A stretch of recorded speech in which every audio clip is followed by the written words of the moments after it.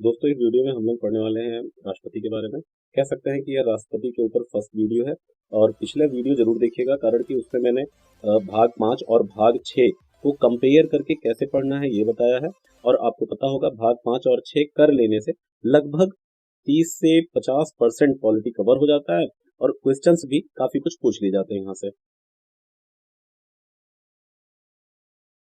वहां पर मैंने एक ट्रिक भी बताया था आपको, और वो ट्रिक थी राका एनआरपी पास एमआरपी। वहां से उससे हम लोग 52 से 62 तक बिल्कुल याद कर लेंगे, बिल्कुल आसानी से। और उस ट्रिक से आप अगर कहीं ऑप्शन में आ गया कि राष्ट्रपति के निर्वाचन किससे संबंधित है या राष्ट्रपति के निर्वाचन की रीत किससे संबंधित है, तो आप टिक लगा सकते हो क्वेश्चन में। चलिए ठीक है, आज हम लोग पढ़ते हैं थोड़ी सी डिटेल में आर्टिकल 53। और आर्टिकल 53 कहता है कि संघ की कार्यपालिका शक्ति राष्ट्रपति में निहित होगी और जिसे वह अपने आप या अधीनस्थ अधिकारी के द्वारा करेगा। तो पहला प्रश्न ये है, संघ की कार्यपालिका शक्ति किसके पास है? राष्ट्रपति के पास है। दूसरी चीज, जो रक्षा बल है, देश के जो संघ के जो रक्षा बल हैं, उनका सर्वोच्च समादेश सुप्रीम कमांडर राष्ट्रपति में निहित होगा। ठीक है, आगे बढ़ते हैं। मतलब तीनों का जो प्रमुख है वो कौन है? राष्ट्रपति है। अगला है दोस्तों आर्टिकल 54। और 54 क्या है? यह बताता है कि कौन कौन लोग राष्ट्रपति का निर्वाचन करेंगे, मतलब निर्वाचक गण कौन कौन राष्ट्रपति को चुनते हैं। तो एक चीज आपको पता है कि राष्ट्रपति का निर्वाचन अप्रत्यक्ष रूप से होता है। अप्रत्यक्ष का अर्थ है दोस्तों, हम लोग एमपी मतलब सांसद और एमएलए मतलब विधायक, इन लोगों का चुनाव होता है। तो हम लोग बूथ पे जाते हैं, लाइन लगा के इनका वोट करते हैं, और ये लोग जो है ये लोग जाके राष्ट्रपति का चुनाव करते हैं, ये लोग वोट करते हैं राष्ट्रपति को। तो इस वजह से इसे बोलते हैं अप्रत्यक्ष, क्योंकि हमने इन्हें प्रत्यक्ष चुना है और ये लोग जाकर राष्ट्रपति को चुन देते हैं। लेकिन इतना सरल प्रश्न पूछेगा नहीं, इसके लिए हमें थोड़ी सी डिटेल पढ़नी होगी। तो यहाँ पर पढ़ेंगे कि राष्ट्रपति के निर्वाचक गण या सदस्य कौन कौन से होंगे। तो वो होंगे सबसे पहले संसद के। तो संसद बोलूं तो आप लोकसभा राज्यसभा दोनों समझिए। तो लोकसभा और राज्यसभा के दोनों के जो निर्वाचित सदस्य हैं वो, और उसके बाद यहाँ अप्रत्यक्ष रूप से चुने जाते हैं। उसके बाद जो है राज्यसभा में, उसके बाद यहाँ पे हम लोग विधानसभा, हाँ विधानसभा कह रहा हूँ, विधान परिषद नहीं कह रहा हूँ। तो राज्यों के जो विधान परिषद है उन्हें नहीं काउंट करेंगे। आप कमेंट करके बता सकते हैं कि किन राज्यों में विधान परिषद है। ठीक है, और मैं एक कोड भी आपको कमेंट करके बताऊंगा अगर आप ये बताते हैं तो विधानसभा के निर्वाचित एमएलए जो है ये हो जाएंगे 2 लोग। तो यहाँ से यहाँ ये 2 चीज हो गई। उसके बाद दिल्ली और पौंडीचेरी के निर्वाचित सदस्य, ये दिल्ली और पौंडीचेरी को ऐड किया था 17वें 70 कॉन्स्टिट्यूशनल अमेंडमेंट से 1992 में। ठीक है, आगे बढ़ते हैं। आर्टिकल 55 हम लोग पढ़ेंगे हैंड रिटन नोट से। तो चलिए आर्टिकल 55 देखते हैं। आर्टिकल 55 राष्ट्रपति के निर्वाचन की रीति के बारे में बात करता है, मतलब मैनर, मतलब क्या तरीका है राष्ट्रपति को चुनने का। तो अप्रत्यक्ष तो मैं आपको बता ही चुका हूँ उतना। उसके आगे क्या क्या चीजें हैं वो ध्यान दीजिए। एकल संक्रमणीय मत, सिंगल ट्रांसफरेबल वोट द्वारा आनुपातिक प्रतिनिधित्व, प्रोपोर्शनल रिप्रेजेंटेशन के द्वारा इसी पद्धति से होता है। तो ये चीज ध्यान देना है। एसटीवी से किसका होता है? राष्ट्रपति का होता है चुनाव। और राष्ट्रपति के साथ साथ जो हमारे राज्यसभा के सदस्य होते हैं उनका भी एसटीवी मेथड से ही चुनाव होता है। उसके बाद दोस्तों यहाँ पे हम लोग देखते हैं कि राष्ट्रपति जैसे जो कैंडिडेट खड़े हैं उनके लिए कोटा क्या होगा। कोटा का अर्थ है कि कौन कितना मैक्सिमम वोट पा जाएगा तो जीत जाएगा। तो यहाँ हम लोग देखते हैं कुल डाले गए मत को अगर हम 2 से भाग दे दें। अब पूछेंगे 2 कैसे? यहाँ देखिए मैंने हिंट में 2 लिखा हुआ है, क्योंकि राष्ट्रपति के स्थानों की संख्या, तो स्थान कितने हैं? 1 है, और उसमें अगर आप 1 जोड़ दें तो 2 हो गया कि नहीं।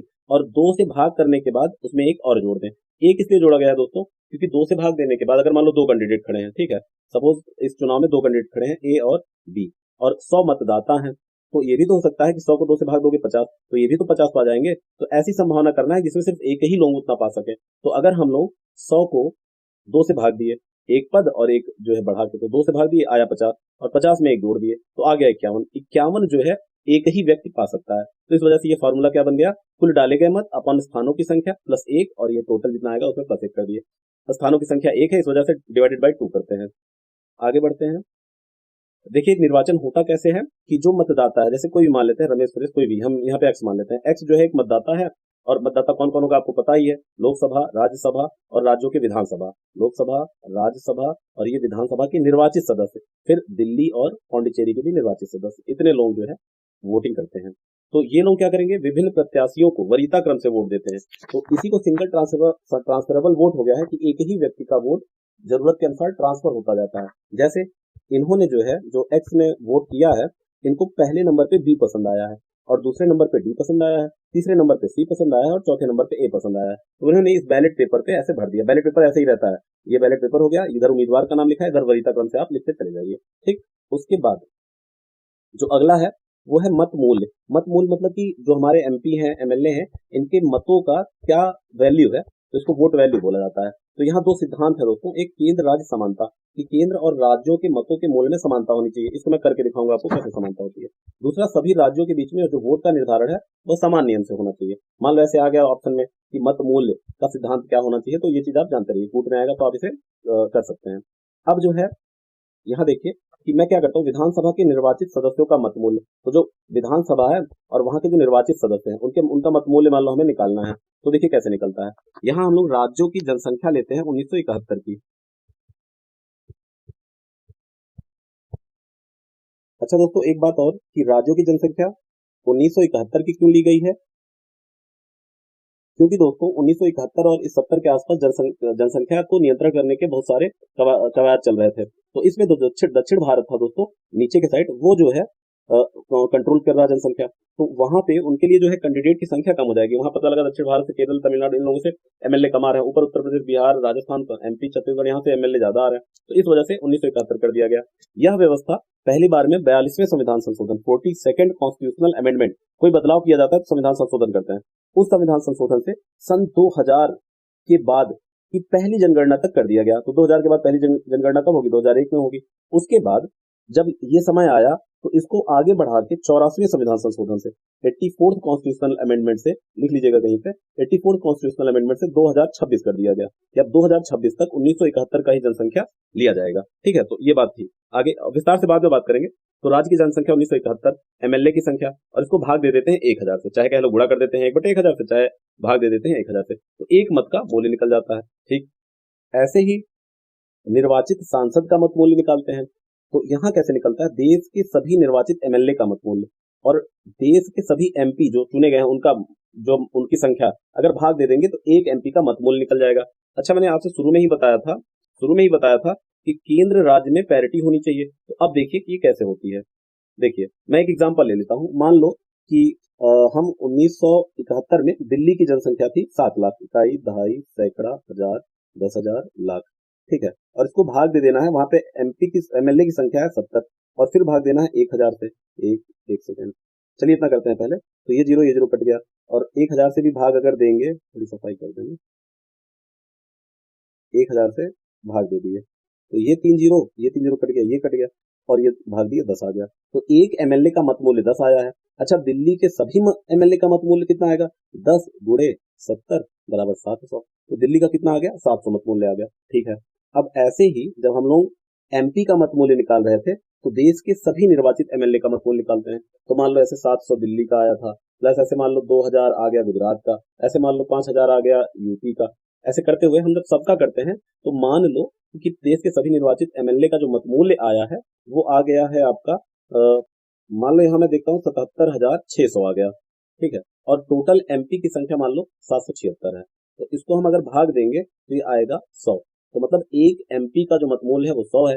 अच्छा, सभी एमएलए का कितना आया, 77,600, एक एमपी का 100। तो अब भैया यहाँ हो गया, देखिए इधर हो गया 77,600 और यहाँ हुआ एक टोटल एमपी थे 77,776 और एक एमपी का मत मूल्य था 100। तो देखिए इधर भी वही गिनती है, इधर भी वही गिनती है। तो ये तो एक समझ लीजिए मैथ का एक सिंपल सा खेल है, कोई दिक्कत नहीं है ये। ठीक है, अच्छा जिसको समझ में आया भैया तो ठीक, जिसको नहीं समझ में आया वो वीडियो आगे बढ़ा के आगे बढ़िए, कोई दिक्कत नहीं है। ठीक, हाँ एक चीज कमेंट करिएगा आप लोग कि देश में इस वक्त टोटल एमपी की संख्या कितनी है, लोकसभा राज्यसभा मिला के। ठीक है, दूसरी चीज बताइएगा कि जो लोकसभा में जो एंग्लो इंडियन के 2 लोगों का चुनाव होता था, क्या अभी भी चुनाव होता है उनका? अच्छा मैं बता दे रहा हूँ, नहीं होता। सन 2020 में, ठीक, सन 2020 में बंद कर दिया गया। ठीक है, कॉन्स्टिट्यूशनल अमेंडमेंट से, 104 कॉन्स्टिट्यूशनल अमेंडमेंट से, कॉन्स्टिट्यूशनल अमेंडमेंट 104 से। आगे देखते हैं दोस्तों, राष्ट्रपति पद के प्रत्याशी का जो नाम है वह सदन के 50 सदस्यों द्वारा प्रस्तावित होना चाहिए और 50 सदस्यों द्वारा मनोनीत होना चाहिए, अनुमोदित होना चाहिए, सॉरी। तो ये संख्या 50-50 होनी चाहिए। अच्छा, ऐसा क्यों किया गया है? ऐसा इसलिए किया गया है कि शुरुआत में होता क्या था, बहुत सारे कैंडिडेट खड़े हो जाते थे कि भैया हम भी राष्ट्रपति बनेंगे। शुरुआत में ये संख्या 2 थी कि 2 लोग से प्रस्तावित हो और 2 लोग द्वारा अनुमोदित हो।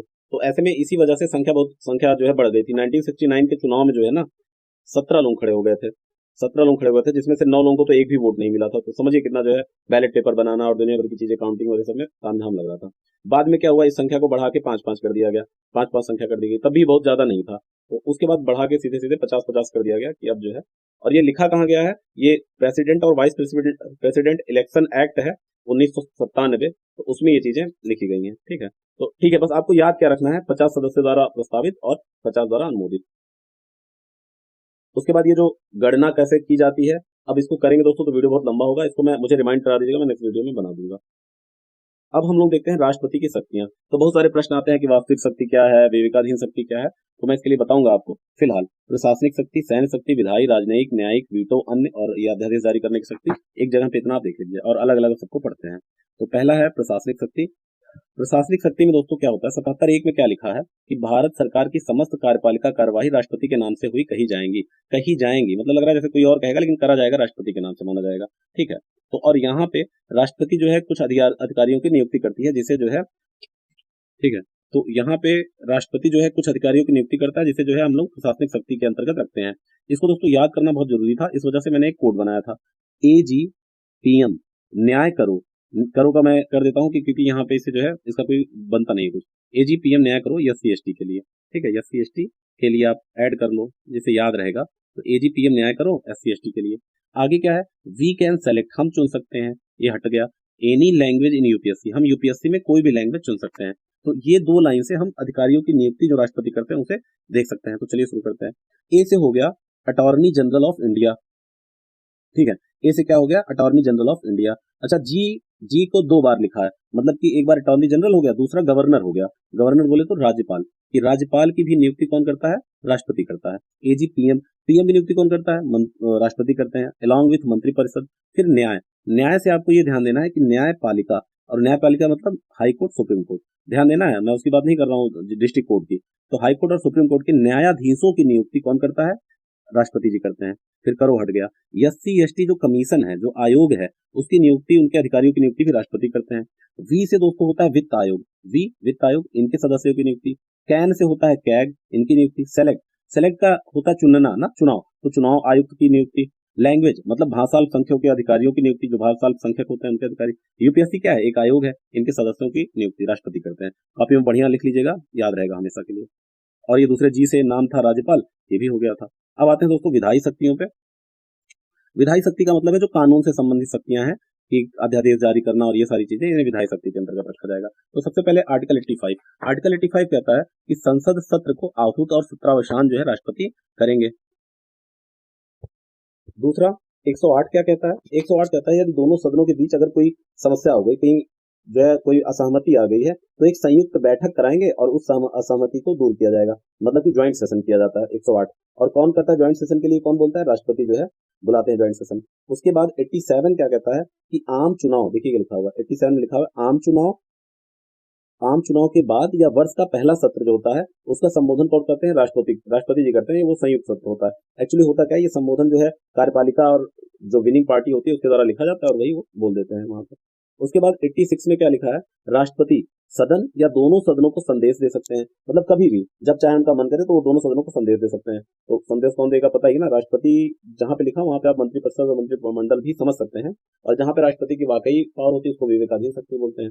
उसके बाद आर्टिकल 80 और 331, आर्टिकल 80 क्या कहता है, आर्टिकल 80 कहता है कि राज्यसभा में 12 सदस्यों की को मनोनीत करते हैं राष्ट्रपति जी। 12 वो कौन कौन विभाग से होते हैं, साहित्य से होते हैं, कला साहित्य से होते हैं, कला से होते हैं, कला के बाद आप कह सकते हो विज्ञान से होते हैं, विज्ञान के बाद वो समाज सेवा से होते हैं।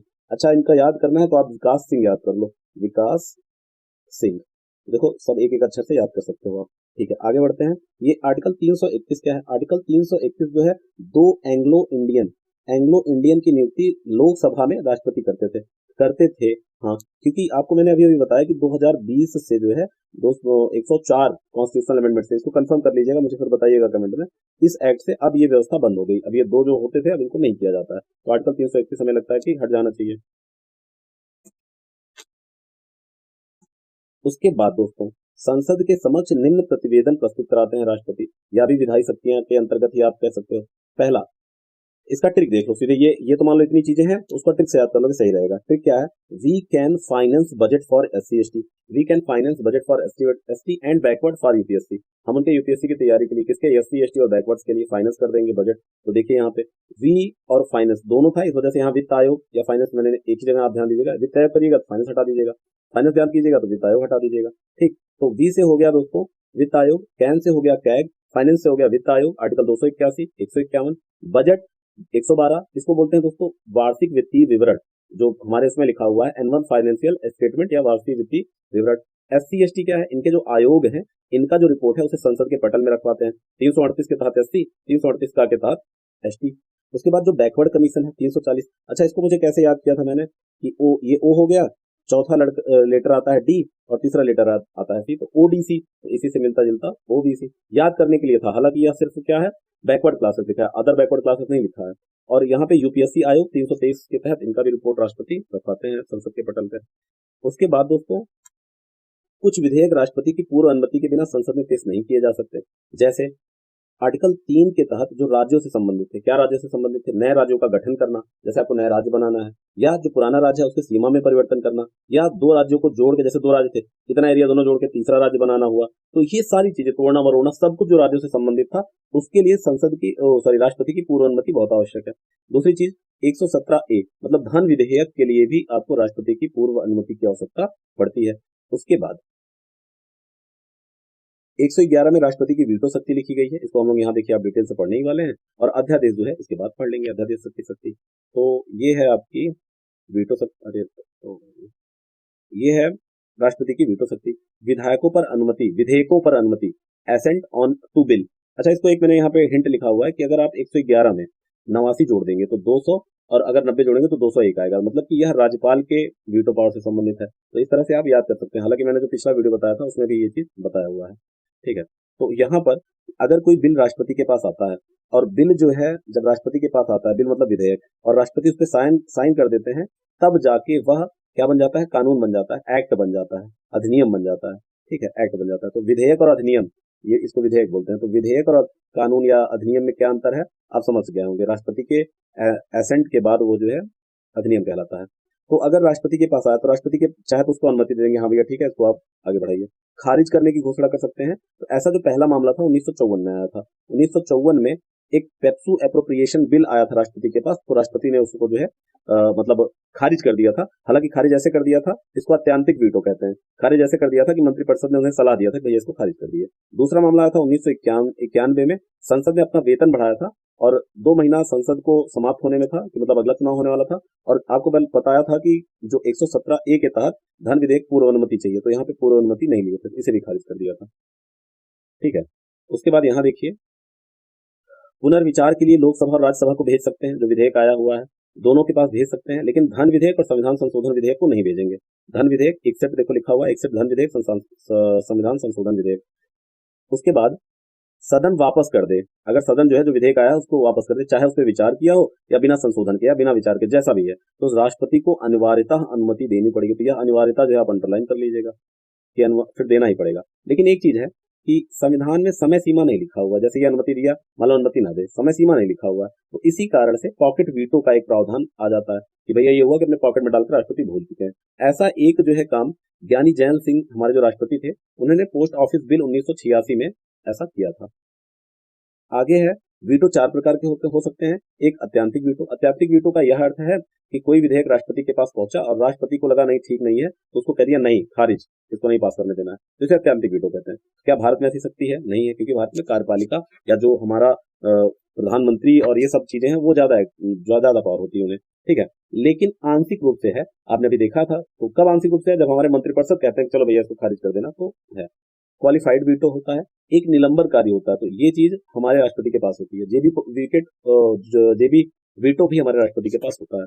चलिए अब राज्यपाल की वीटो शक्ति देख लेते हैं। 200 और 201 में क्या है? राज्यपाल की है, तो राज्यपाल के पास भी सेम चीज होगी, ये चीज देखिए। ठीक, लेकिन 201 के तहत वह जो राज्य के विधानसभा में जो विधेयक पारित हुआ है उसे भेज देंगे राष्ट्रपति के पास कि भैया आप विचार कर लीजिए, और राष्ट्रपति अनुमति दे सकता है, खारिज कर सकता है, राज्यपाल के माध्यम से पुनर्विचार के लिए लौटा सकता है, या अपने जेब में रख के भूल सकता है, जेबी वीटो। अगर राज्यपाल के माध्यम से पुनः विचार के लिए भेजा है तो 6 माह के अंदर अंदर राज्यपाल के माध्यम से राष्ट्रपति के पास वह विधेयक पहुंच जाना चाहिए। तो यहाँ देखिए 6 माह या भी इंपॉर्टेंट हो जाता है।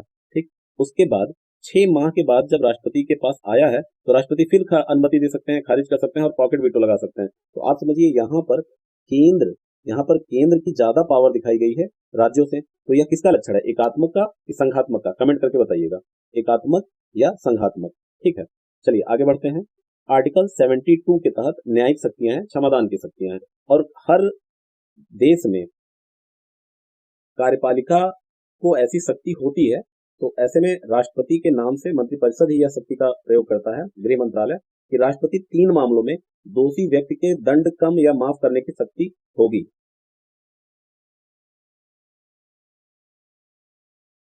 ठीक है, पहला सेना न्यायालय द्वारा दिया गया दंड, मार्शल कोर्ट मार्शल।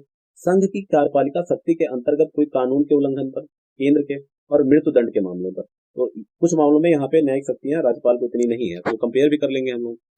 ठीक, तो राष्ट्रपति के पास 4 प्रकार का क्षमादान है। पहला है, इसको याद कर सकते हो, सी आर पार। तो एक हो गया सी से, एक हो गया आर से 3, रेमिशन, रेस्पाइट, रिप्राइव, एक हो गया पार्डन। तो चलिए देखते हैं लघुकरण क्या होता है। लघुकरण होता है, लघुकरण का अर्थ है कि मात्रा में अंतर नहीं करेंगे, मात्रा का अंतर ना होकर प्रकृति में अंतर करना, प्रकृति को बदलना, कि जो सजा की प्रकृति है उसे अगर बदल दिया जाए, चेंज कर दिया जाए, मात्रा नहीं प्रकृति का अगर अंतर कर दिया जाए, तो इसी को कहते हैं लघुकरण। जैसे अगर किसी को कठोर कारावास था तो उसे क्या कर दो, साधारण कारावास में बदल दो। ठीक, या किसी का मृत्यु दंड था तो उसे क्या कर दो, उसे जो है आजीवन कारावास में बदल दीजिए। मृत्यु दंड को किसमें बदल दिया, आजीवन कारावास में। तो यहाँ मात्रा नहीं बदली है, पर यहाँ प्रकृति जो है बदल गई है। ऐसे ही दोस्तों रेमिशन, रेमिशन जो होता है या परिहार, ये लघुकरण कहते हैं, इसे परिहार कहते हैं। परिहार में क्या होता है कि प्रकृति नहीं बदलती, वहां देखिए प्रकृति बदली थी, यहाँ सजा की प्रकृति नहीं बदलती है, मात्रा बदल जाता है। क्या बदल जाता है, मात्रा, सजा की मात्रा जो है बदल जाती है। जैसे कठोर कारावास को कम करके 2 वर्ष की कठोर कारावास परिवर्तित कर देंगे। जैसे देखिए यहाँ पे कठोर तो कठोर ही रहेगा, ठीक, पर मात्रा बदल देंगे। अब मात्रा कैसे बदलेंगे, जैसे यहाँ 5 वर्ष का था तो इसे 2 वर्ष कर दिए, 2 वर्ष का कठोर कारावास। तो ये हो गया परिहार, रेमिशन। अगला आते हैं दोस्तों रेस्पाइट। रेस्पाइट को याद करने के लिए विकास सर ने बताया था डिस्पाइट, क्या बताया था, डिस्पाइट। तो मुझे वहां से कुछ चीजें जो अच्छी लगी वो अभी भी याद है, बाकी मैंने कोड वगैरह अपने से बना के इसको याद रखा था। डिस्पाइट, तो डिस्पाइट को याद करने के लिए डिस्पाइट विराम। जैसे कोई वृद्ध आदमी है या कोई गर्भवती महिला है, ठीक है, कोई गर्भवती महिला है, तो उनके केस में क्या होगा, उनके केस में होगा कि डिस्पाइट ऑफ दिस, ये होना चाहिए था, इसके बावजूद जो है इनको कम कर देंगे, क्योंकि इनकी स्थिति ऐसी है, इनकी सजा को कम कर दिया जाएगा विशिष्ट अवस्था के कारण, वृद्ध या गर्भवती महिला के कारण। क्योंकि गर्भवती महिला है तो उसके पेट में जो बच्चा है उसका तो कोई दंड, उसको जो सजा मिल रही है उसका तो कुछ है नहीं। तो जैसे अगर मृत्यु दंड है तो आजीवन कारावास कर दिए, तो ये अवस्था की वजह से ऐसा किया गया है। अगला है रिप्राइव। रिप्राइव मतलब प्रविलंबन। प्रविलंबन मतलब अगर किसी ने याचना की है राष्ट्रपति से, तो जब तक याचना पर विचार हो रहा है तब तक सजा को रोक दिया जाता है। अगला है दोस्तों क्षमादान। क्षमादान का मतलब है कि राष्ट्रपति ने उसे पूर्ण रूप से क्षमा कर दिया है, और पूर्ण रूप से क्षमा का अर्थ है, आप ये समझ लीजिए कि इंसान को बैक डेट में पहुंचा के उसने जो गलती की है उस गलती को डिलीट कर दिया जाता है। ऐसा रियल में तो होता नहीं है, पर माना जाएगा। जैसे ए ने, सॉरी एक सेकंड दोस्तों, हाँ, जैसे ए ने कोई चोरी की है और राष्ट्रपति ने चोरी की है, डकैती की है, लोगों का मर्डर भी कर दिया है, लेकिन इस दौरान राष्ट्रपति ने क्या किया, उसकी सजा को माफ कर दिया। और अब क्या हुआ, ये माना ही नहीं जाएगा कि ए ने कभी चोरी या मर्डर किया था। बस यही है, मतलब पूर्ण रूप से क्षमा कर दिया जाता है। अब आते हैं दोस्तों आपातकालीन शक्तियों। आपातकालीन शक्तियां, अगर यहाँ पे 3 चीजें हैं, एक देश में पूरा लग जाता है, एक राज्यों का, एक वित्तीय आपात। तो देश में जो लगता है वो पूरे देश में भी लग सकता है, किसी भाग में भी लग सकता है। तो चलिए समझते हैं। अगर राष्ट्रपति को समाधान हो जाता है कि युद्ध, बाह्य आक्रमण और सशस्त्र विद्रोह, प्रश्न पूछता है किन आधारों पर राष्ट्रीय आपात लगता है, तो युद्ध, बाह्य आक्रमण और सशस्त्र विद्रोह। मूल संविधान में सशस्त्र विद्रोह नहीं था, कमेंट करके बताइए मूल संविधान में क्या था, और नहीं बता पाएंगे तो मैं बताऊंगा। तो 3 आधार पर अगर राष्ट्रपति को समाधान हो जाएगा कि सुरक्षा संकट उत्पन्न हो गया है संपूर्ण देश में या किसी भाग में, तो अगर संपूर्ण देश में उत्पन्न हुआ है तो पूरे देश में आपात लग जाएगा, अगर किसी भाग में है तो किसी भाग में आपात लग जाएगा। प्रश्न यह भी उठ सकता है कि क्या राष्ट्रीय आपात पूरे देश में लगता है, जरूरी है, नहीं, किसी भाग में भी लग सकता है। आगे देखिए राज्यों के आपात के बारे में। अगर राज्यपाल प्रतिवेदन दे दे, रिपोर्ट दे दे कि भैया इस जो राज्य है वहां में संवैधानिक तंत्र फेल हो गया, विफल हो गया, और अगर राज्यपाल नहीं दिया है, राष्ट्रपति को समाधान हो जाए, राष्ट्रपति को लग जाए कि फला राज्य में संवैधानिक तंत्र विफल हो गया, तब भी उस राज्य में आपात की घोषणा की जा सकती है। आगे बढ़ते हैं। अगर देश में या देश के भाग में वित्तीय स्थायित्व या साख संकट में है, मतलब क्रेडिट जो है संकट में है, तो वित्तीय आपात की घोषणा हो जाती है। एक बहुत इंपॉर्टेंट चीज यहाँ पे कि अगर युद्ध और बाह्य आक्रमण के आधार पर आपात की घोषणा हुई है तो 358 अपने आप लागू होता है और इसके लागू होते ही अनुच्छेद 19 निलंबित हो जाता है। ध्यान देना है, सिर्फ युद्ध और बाह्य आक्रमण के आधार पर, अगर सशस्त्र विद्रोह के आधार पर घोषणा होगी तो 19 निलंबित नहीं होगा। और 359 में है कि राष्ट्रपति चाहे तो अन्य फंडामेंटल राइट को निलंबित कर सकेगा, पर दो को छोड़ के 20 और 21 आप कमेंट में बताएं क्या होता है। ठीक है, ठीक है। इसके बाद दोस्तों अभी लेक्चर समाप्त हुआ है, हम पार्ट सेकंड लेके आएंगे 1-2 दिन के भीतर और पूरा राष्ट्रपति जो है पोर्शन समाप्त हो जाएगा। आपका कुछ नहीं छूट रहा है, थोड़ी सी स्पीड ज्यादा है, पर आप मान के चलिए कि आपकी पॉलिटी यहाँ कवर होगी और इस वजह से जो है इसे ध्यान से देखिए, पढ़िए और नोट्स बनाते चलिए। नोट्स नहीं बना पा रहे हैं तो इसका प्रिंट आउट निकाल लीजिएगा और चैनल को प्लीज लाइक करें, शेयर करें, सब्सक्राइब करें दोस्तों, इसको अपना सपोर्ट दीजिए और इस तरह मैं आपके लिए वीडियो बनाता रहूं। Thank you very much.